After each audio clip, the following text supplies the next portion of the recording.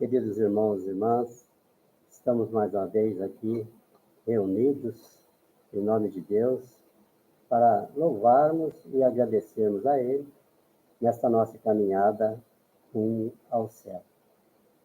Vamos fazer a nossa oração inicial, antes de tudo. Vinde, Espírito Santo, enchei os corações dos vossos fiéis e acendei neles o fogo do vosso amor. Enviai o vosso Espírito e tudo será criado, e renovareis a face da terra. Oremos, ó Deus, que instruístes o coração dos vossos fiéis com a luz do Espírito Santo, fazei que apreciemos retamente todas as coisas, segundo o mesmo Espírito, e que gozemos sempre de sua consolação, por Cristo Senhor nosso. Amém. Ave Maria, cheia de graça, o Senhor é convosco. Bendita sois vós entre as mulheres, e bendito é o fruto do vosso ventre, Jesus. Então, iniciamos fazendo uma retrospectiva, já dos temas que nós vimos juntos, né? Hoje nós vamos para o quarto tema. O primeiro tema foi Quem sou eu? Depois, o amor de Deus. No último agora, nós tivemos pecado e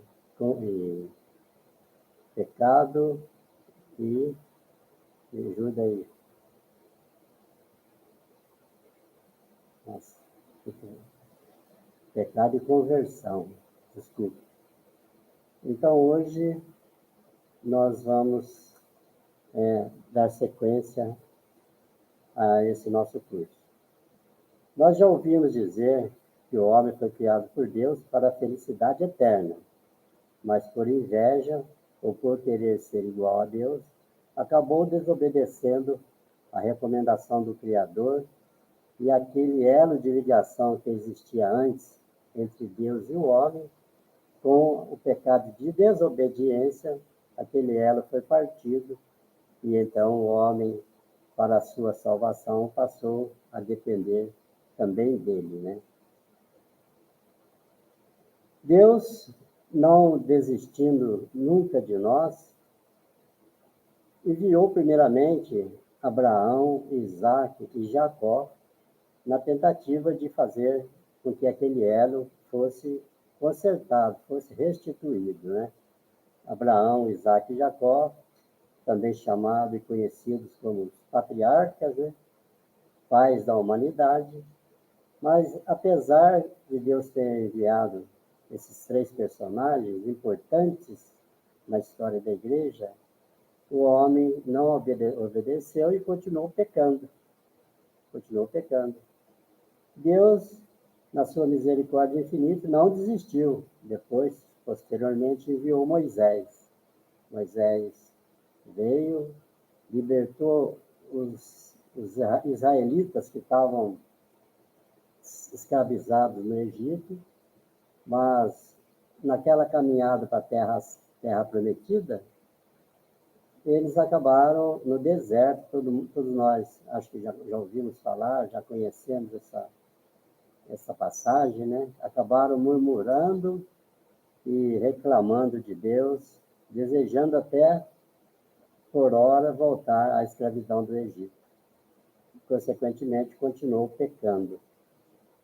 Deus ainda insistiu, mais uma vez, enviando sacerdotes, mas não foi diferente. Os sacerdotes não conseguiram fazer com que aquele povo se arrependesse e voltasse para Deus.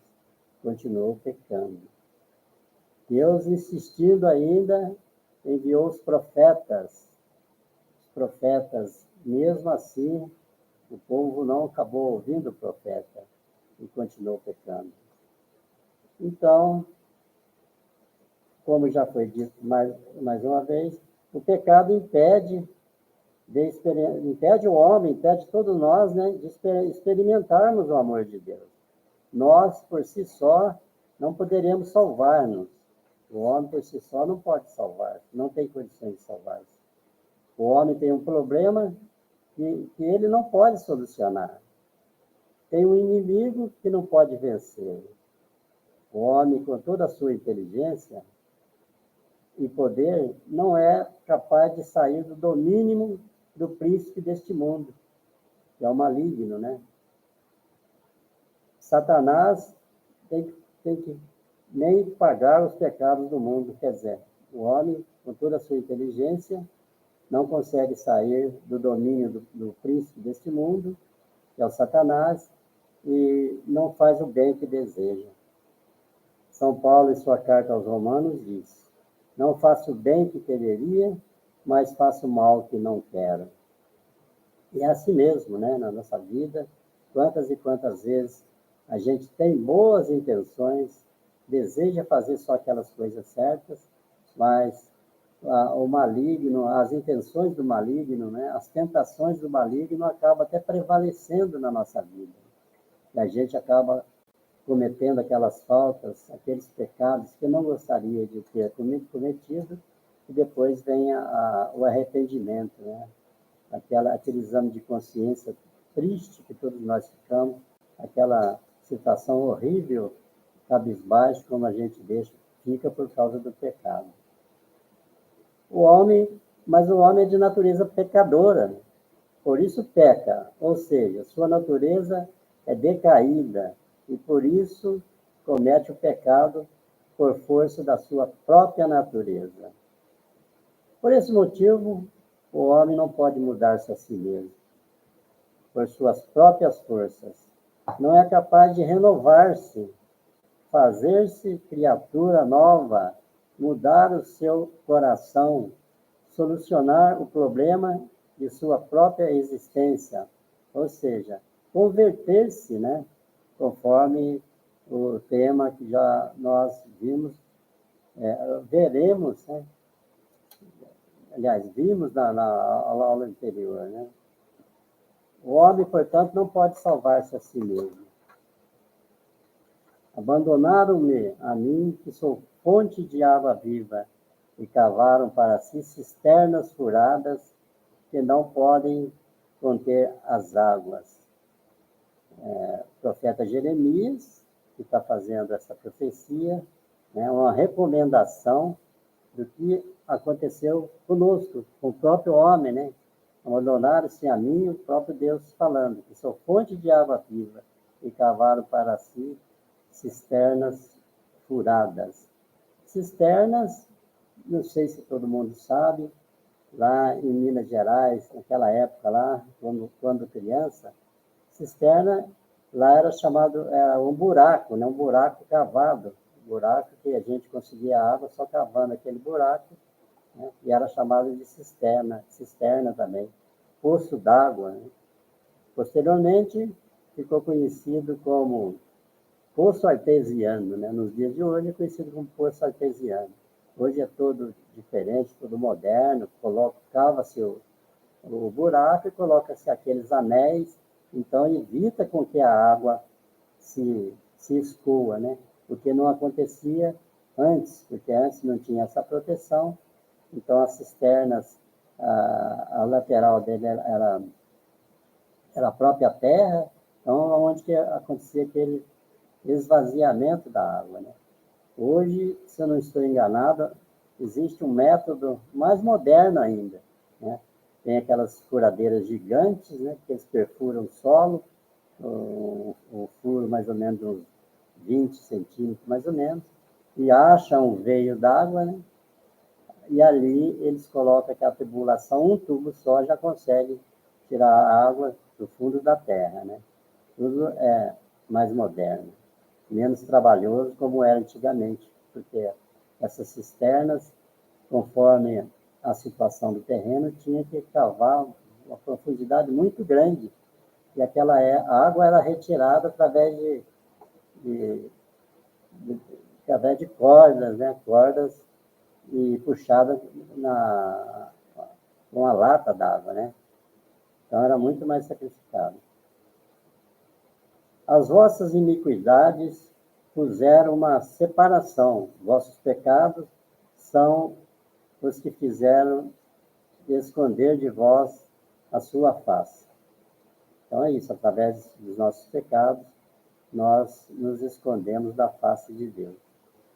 Somente Deus tem a solução para os problemas do homem. Não existe uma outra pessoa, outro ser. Somente Deus é que tem a solução para os nossos problemas. Em tal oferta de Deus é que encontraremos a salvação. Mas de tantos esses problemas que já nós falamos aqui, de tantas essas decepções, de tantas essas tristezas que nós falamos aqui a respeito do homem, ele não tem condições, não tinha condição assim de voltar-se novamente para Deus, surgiu uma boa notícia. O homem não é capaz de chegar até Deus, então Deus é que chega até o homem. Olhe para vocês verem como que é a misericórdia de Deus. Nós não temos condição de chegar até Ele, e Ele, na sua bondade infinita, é que desce, né, para chegar perto de nós. Quando não havia esperança de solução, então brilhou uma luz nas trevas. Deus cumpriu sua promessa de salvação. Deus amou tanto o mundo que entregou seu Filho único para que o mundo seja salvo por ele. Então aqui há mais um envio de Deus para que consiga salvar a humanidade, né? Depois de tanta insistência infrutífera, vamos dizer assim, que Deus não tinha conseguido o resultado, aí no maior ato de amor dele, ele enviou seu próprio Filho para que nos salvasse, para que estivesse junto de nós e fizesse com que nós voltássemos a gozar da misericórdia de Deus.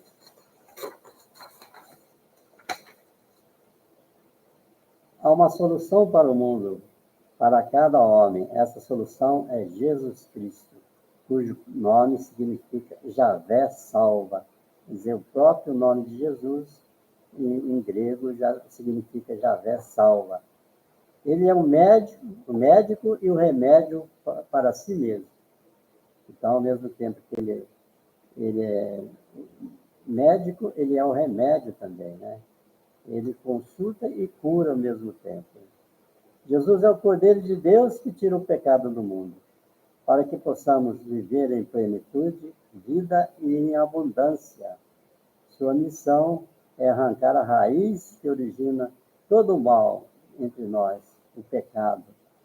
A missão de Jesus é fazer com que aquele mal que existe dentro de cada um de nós seja arrancado, que é o pecado.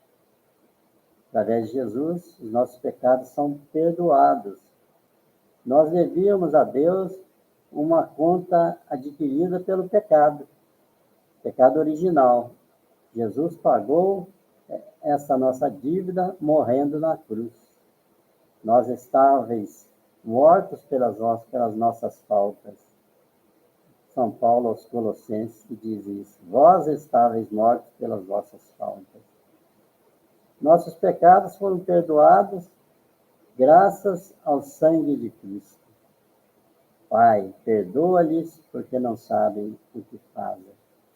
Essa frase aqui nos faz lembrar quando Cristo estava lá no Monte Calvário, antes da sua morte, ladeado por 2 ladrões, né? Mesmo antes de dar o seu último suspiro, ele ainda pede perdão ao Pai. Pai, perdoa-lhes, porque eles não sabem o que fazem.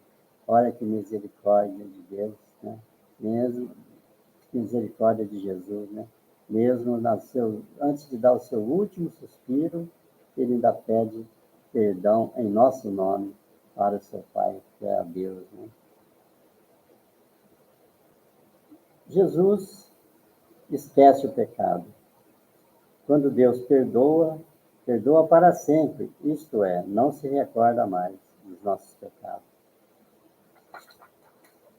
Nossos pecados são perdoados. Tomou para si os pecados e jogou no fundo do mar.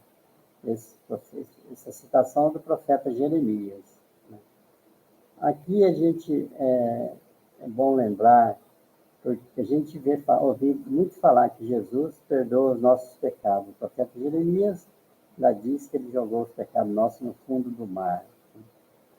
Acontece que, muitas vezes, a gente comete um pecado, comete uma falta, e vai, se confessa, mas não consegue ficar livre desse pecado. O nosso consciente ainda continua preso a esse pecado.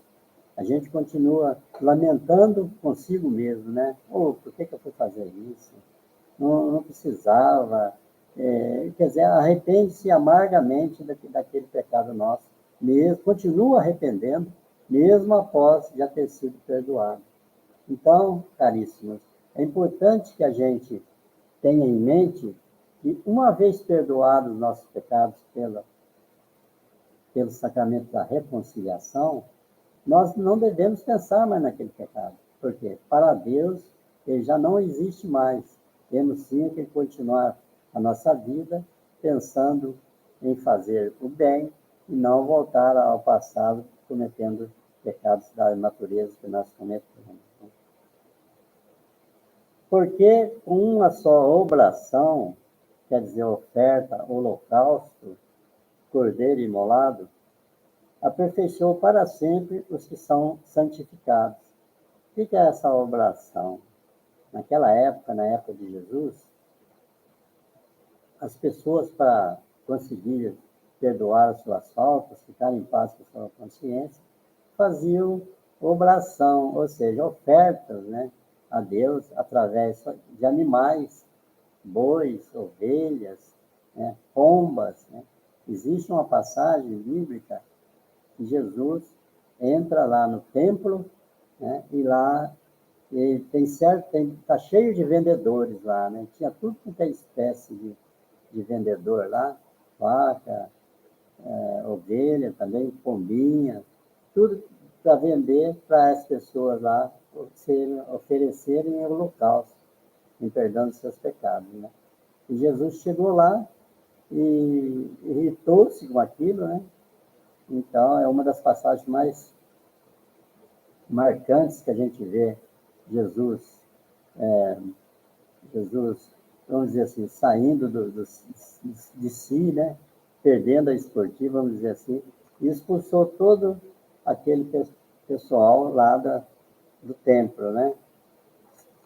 Então, esta que é um tipo de obração, ou seja, oferta, um holocausto. Aqui está falando cordeiro imolado. Cordeiro imolado é o próprio Jesus, né? O próprio Jesus que foi oferecido, né? Foi em oblação por todos os nossos pecados. Jesus liberta do pecado. Jesus não só tira e perdoa o pecado, mas liberta-nos do pecado. Isto é, capacita-nos a não pecar mais. Né? Dá-nos condição para evitar o pecado. Isso que eu acabei de dizer há pouco, né? Jesus também comunica vida divina. O ladrão não veio senão para roubar, matar e destruir. Eu vim para que tenham vida e tenham em abundância. Né? O ladrão que se refere aqui é o próprio mal, o próprio Satanás. Né? Ele só vem para matar e destruir nós todos. Né? E Jesus não veio para destruir, pelo contrário, veio nos dar vida nova e vida em abundância. Na Escritura Sagrada, a gente sempre se depara com várias situações, né, que Jesus é questionado por aquelas pessoas, né, que ainda então estavam vivendo as leis do Antigo Testamento. O Antigo Testamento tinha as suas leis, por volta de 613 leis, e então eram leis rigorosas, né? Tinha leis absurdas, como a lei de Talião, que a gente costuma sempre recordar, né? Olho por olho e dente por dente, né? Então eram umas leis assim muito aterrorizadoras, né? Jesus não, Jesus ele veio para completamente mudar essas leis antigas e, e proclamar a lei nova, então a lei do amor. Né? Portanto, Deus enviou seu Filho amado somente para solucionar os problemas ou romper os grilhões, as correntes amarradas pelo pecado. foi enviado especialmente para trazer vida e vida em abundância. Jesus é a presença do amor do Pai para com os pecadores, para que se manifeste o amor misericordioso de Deus, porque, como pela desobediência de um só homem, muitos homens foram feitos pecadores, e pela obediência de um só, muitos serão justos. Veio, porém, a lei, para que a ofensa abundasse, onde o pecado abundou, superabundou a graça, para que assim como o pecado reinou a morte, também pela graça reinasse pela justiça para a vida eterna, por Jesus Cristo, nosso Senhor.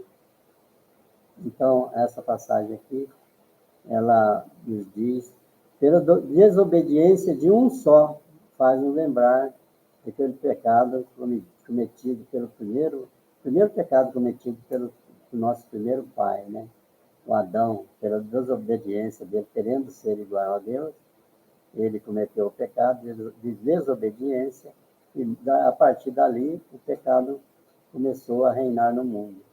Mas pela obediência de Jesus, pelo sacrifício de Jesus, pela entrega de Jesus, então a, a vida a vida superabundou. Nós passamos a viver uma felicidade assim imensurável, né?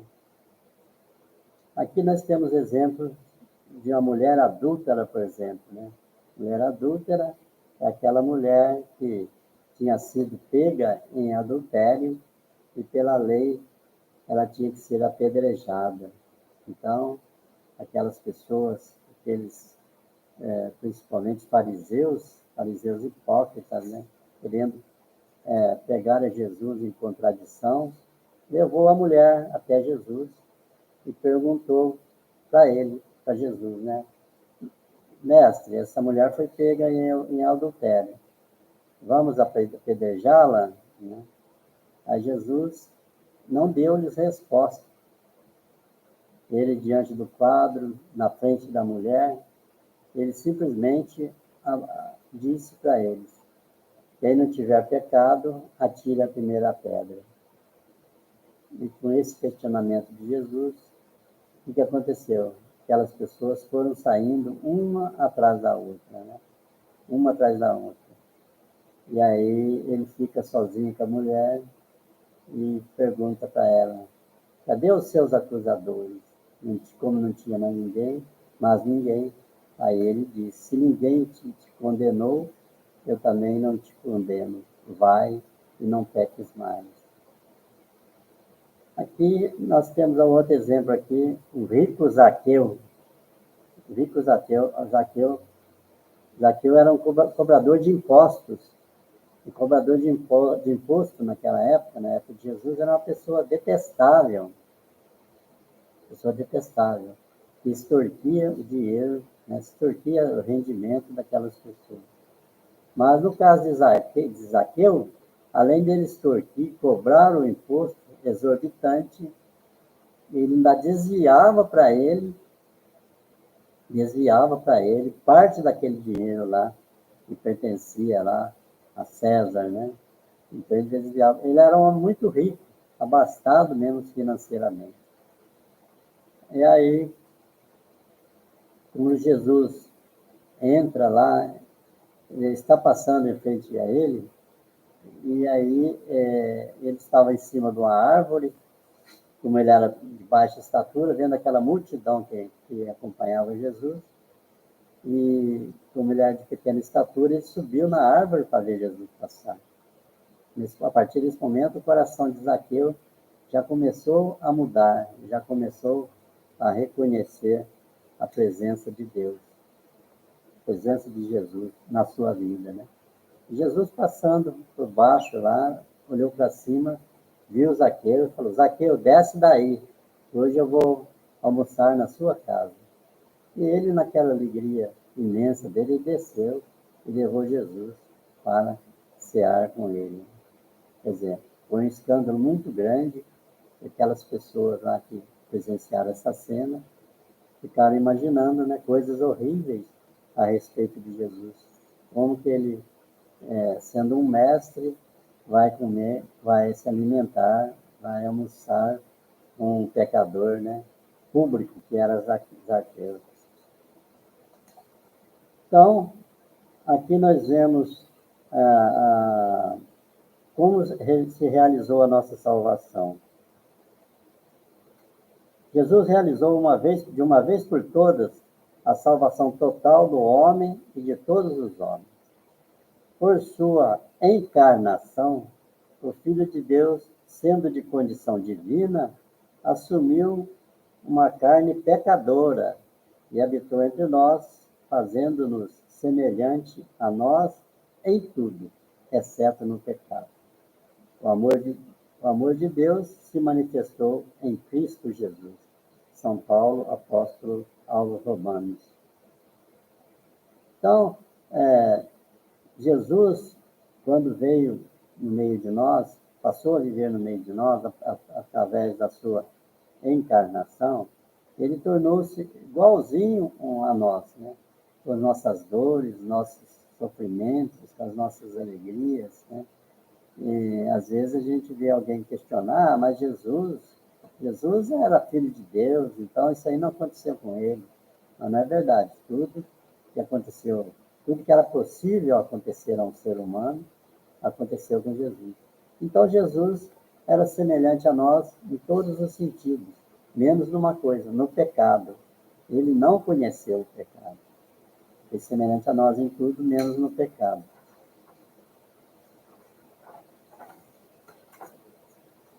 Deixa eu ver aqui.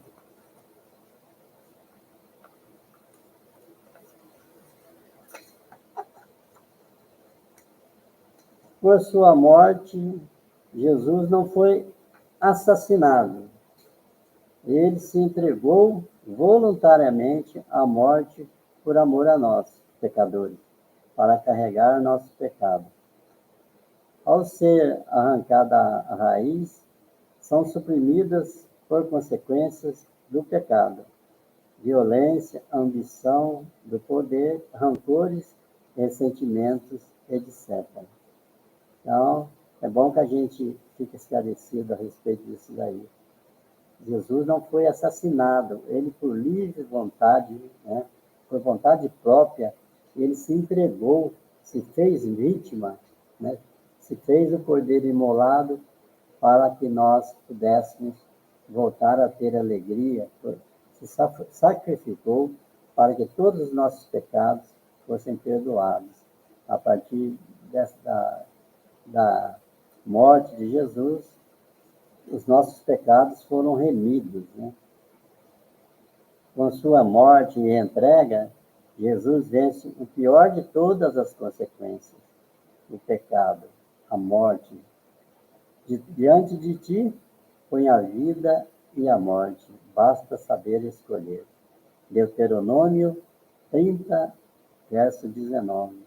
Até o Padre Zezinho fez uma música dessa daí, né? Aproveitando essa citação bíblica, né? Ela diz assim: diante de ti ponho a vida e ponho a morte, tens que saber escolher. Se escolhes matar, também morrerás, se escolhes viver, também viverás. Então viva e deixe de viver. Então, é isso mesmo. É o que acontece na nossa vida. Diante da nossa vida, Jesus põe a vida e a morte. Dependendo do nosso procedimento, a gente vai conseguir morrer, vai optar pela morte. E dependendo do nosso procedimento também, nós iremos viver. Ou seja, o que é viver? Viver a vida em plenitude, porque há pouco atrás nós falamos que Jesus veio trazer a vida em abundância. Abundância quer dizer plenitude, né? Em todos os sentidos. Né? A nossa opção por Jesus vai fazer com que nós sejamos felizes eternamente. Né? Por sua ressurreição, Jesus ressuscitou ao terceiro dia, sepultando o nosso pecado. Com sua morte, Jesus mata o nosso pecado. Com sua ressurreição, ele sepulta os nossos pecados. Por isso, nós também ressuscitaremos. Jesus está vivo hoje e sempre, vitorioso sobre o pecado, sobre todo o mal. Jesus é a solução. Por sua ressurreição. É importante essa frase, por sua ressurreição. Se Jesus não tivesse ressuscitado, a nossa fé seria vã, né? Nós sabemos assim que outras religiões aí, como o budismo, né? E tem tantos outros exemplos aí, quer dizer, o criador dessas religiões aí, não se tem notícia de que eles ressuscitaram. Mas na nossa religião, na católica, apostólica romana, nós temos certeza e a doutrina da igreja, né, nos esclarece tudo isso daí, a ressurreição de Jesus, pela nossa fé também, né? Se Jesus não tivesse ressuscitado, a nossa fé seria vã, não teríamos como defendê-la, a nossa fé, e fazê-la com que ela seja, que ela contamine a outros irmãos com quem nós temos contato. Abandonamos a casa do Pai, pelo nosso pecado, a gente abandona a casa do Pai. Nós dissipamos a nossa herança e nos colocamos no domínio do príncipe deste mundo, que nos manda cuidar dos porcos. Essa citação aqui do Evangelho de São Lucas é muito linda. Eu vou tomar a liberdade de ler para vocês.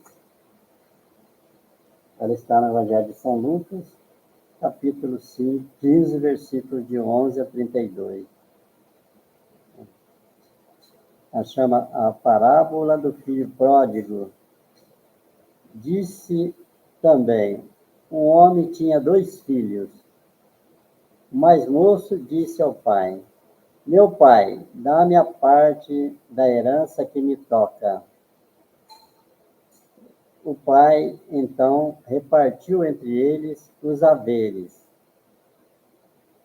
Poucos dias depois, ajuntando tudo o que lhe pertencia, partiu o filho mais moço para um país muito distante e dissipou a sua fortuna vivendo dissolutamente, ou seja, gastando sem pensar, né?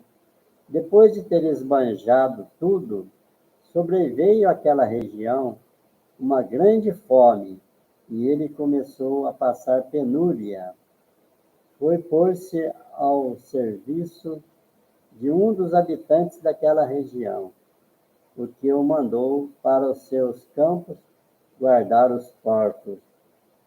Desejava ele fartar-se das vargens que os porcos comiam, das lavagens que os porcos comiam, mas ninguém lhes dava.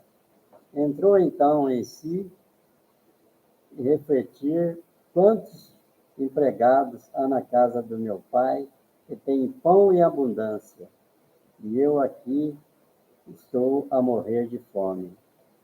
Levantar-me-ei e irei a meu pai, dizendo, meu pai, pequei contra o céu e contra ti. Já não sou digno de ser chamado meu filho. Trata-me como um dos teus empregados. Levantou-se e foi ter com seu pai. Estava ainda longe quando seu pai ouviu e, movido de compaixão, correu-lhe ao encontro.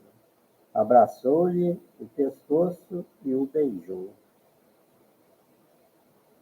O filho disse então ao pai, meu pai, pequei contra o céu e contra ti.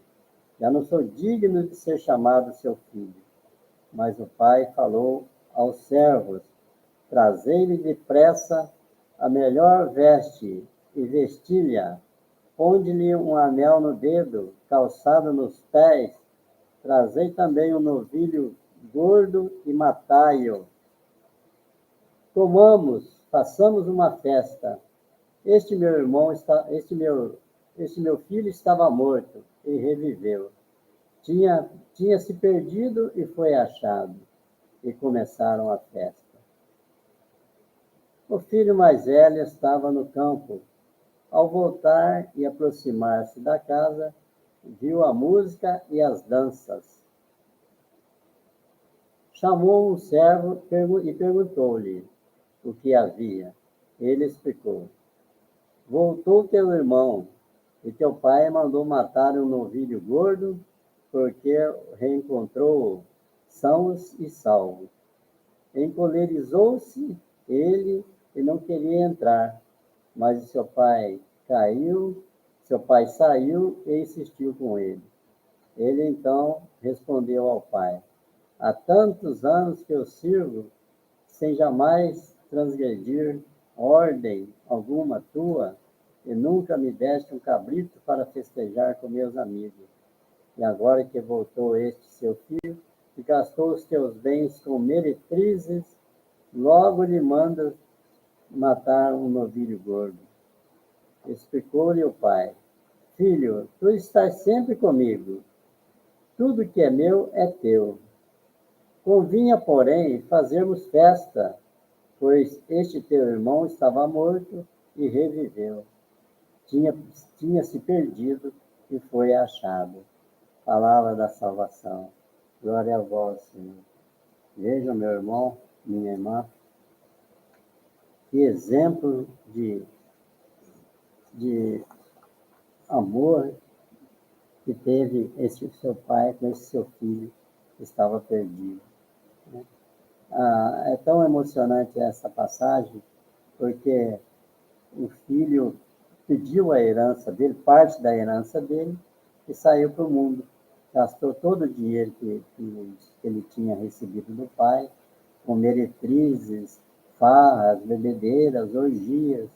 Depois, passando penúria, ou seja, na dificuldade, aí que ele lembrou-se de todo aquele conforto que ele tinha na casa do pai. Assim também acontece conosco. Às vezes a gente tem assim, uma vida assim, dentro da nossa casa, tem tudo, não falta nada, e a gente ainda reclama. Quando a gente resolve sair de casa, tem os filhos, né, que saem de casa e depois acaba, como se diz, quebrando a cara, aí vai valorizar o que o pai tem dentro de casa, o que ele tinha tudo dentro de casa. Mas aí ele decide voltar porque no lugar que ele estava, foi pedir um emprego num lugar lá, numa fazenda, e o dono da fazenda lá mandou ele cuidar dos porcos. Só que ele era tão regulado lá, tão sofrido lá no lugar que ele estava, que nem a lavagem dos porcos ele podia comer, enquanto na casa do pai dele existia fartura, né? Aí ele resolveu voltar para a casa do pai. Aí vem a parte interessante. O pai dele, ao longe, avistou ele, né? Avistou ele. E aí, o que fez o pai? Ao invés do filho correr ao encontro do pai, o pai correu ao encontro do filho, abraçou e beijou. Por essa passagem, a gente vê que o pai já estava esperando o filho há muito. Isso aí acontece conosco também. Deus, quando nós o abandonamos, tomamos caminhos assim incertos que nos afastam dele, ele, como não desiste de nós, fica esperando, aguardando ansiosamente a nossa volta a seus braços, né? Então, por aí a gente vê. E quando foi a surpresa dele, que ao chegar em casa, o pai não mandou fazer uma festa para ele, né? Mandou colocar sandálias nos pés dele, quer dizer, nem sapato ele tinha, né? Mandou colocar um anel no dedo dele, né? O anel significava poder, uma pessoa abastada, né? Mandou colocar um anel no dedo dele, sandália nos pés, e mandou matar o novilho mais gordo, que tinha lá. Quer dizer, um animal mais bem cuidado que tinha lá, mais sadio que tinha lá, e fazer a festa. Aí o que aconteceu? Chegou o irmão dele mais velho, que não tinha saído, que continuava lá junto com o pai, ficou irritado por causa desse comportamento do pai.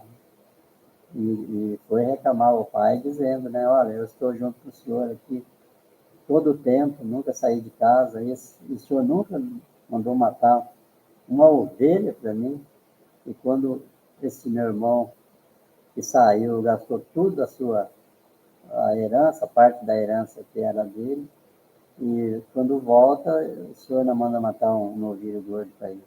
Aí o pai fala para ele aquilo que ele fala para cada um de nós. Esse teu irmão estava morto e ressuscitou. Né? Então, esse exemplo que a gente tem que ver como Deus é misericordioso conosco. Né? Aqui eu até separei uma música do Padre Zezinho, sempre do Padre Zezinho, né? O Padre Zezinho fez uma música também baseando com fundamento nessa passagem bíblica.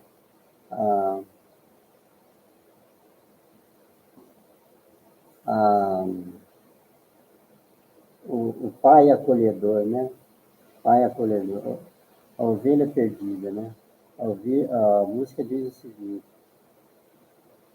Tem que botar aqui. Um minutinho só que eu estou procurando aqui.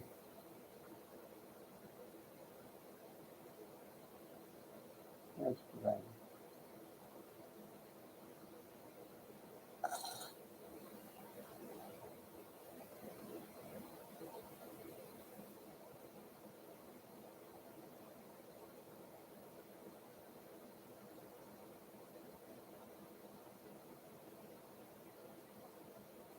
Vamos ouvir, então, essa linda melodia que fala sobre esse tema, gente. Tem tudo a ver.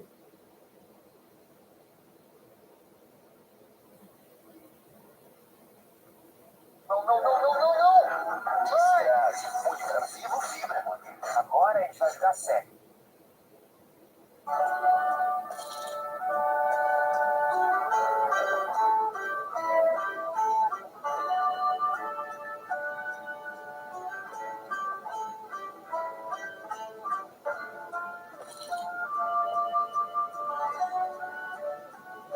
Alô, meu Deus, fazia tanto tempo que eu não mais te procurava.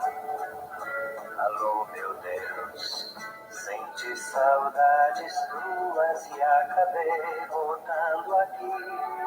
Andei por mil caminhos e como as andorinhas, eu vim fazer meu ninho em tua casa e repousar. Embora eu me afastasse e andasse desligado, meu coração cansado resolveu. Eu não me acostumei nas terras onde andei. Eu não me acostumei nas terras onde andei.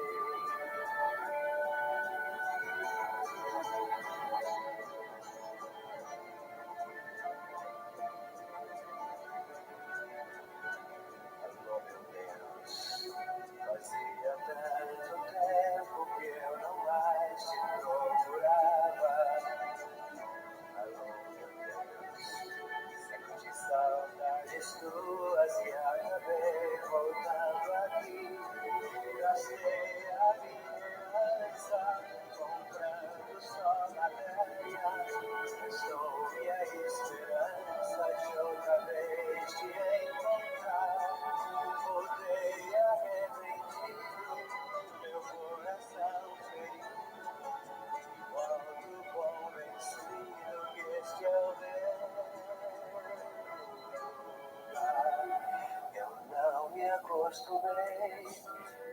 terras onde andei, eu não me acostumei. Nas terras onde andei, eu não me acostumei. Nas terras onde andei.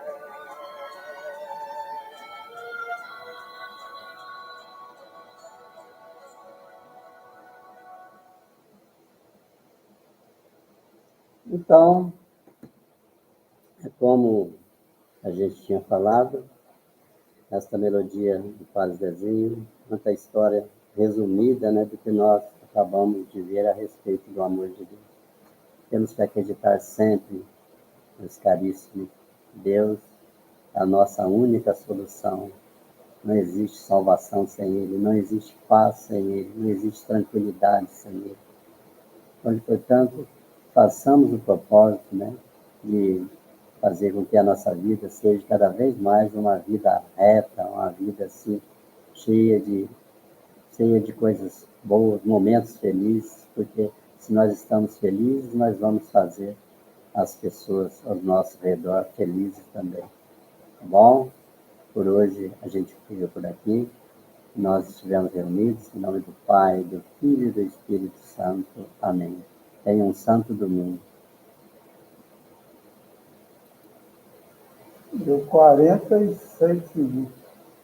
46?